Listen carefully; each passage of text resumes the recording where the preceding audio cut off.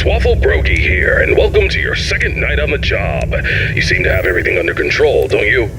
That's what I like to see, someone who can handle themselves. I'll keep it short and only tell you what is absolutely necessary.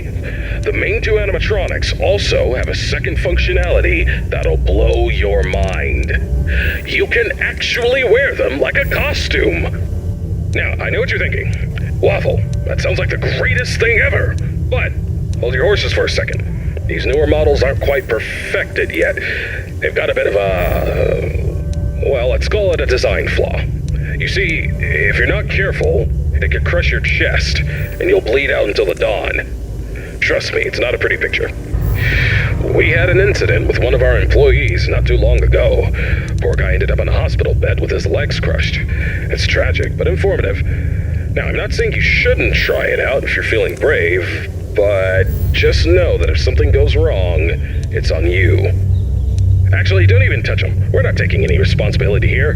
So if we find you the next morning, dead inside of one of our mascots, don't come crying to us. You were informed, and we are clean.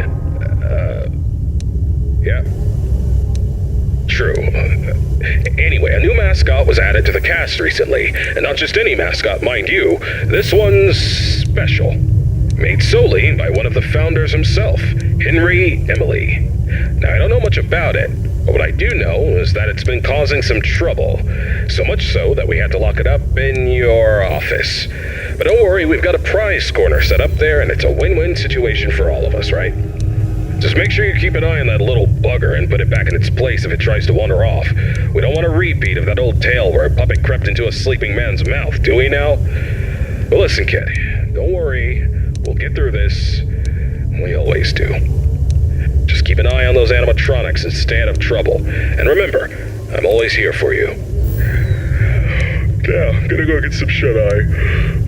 Talk to you tomorrow. Goodbye.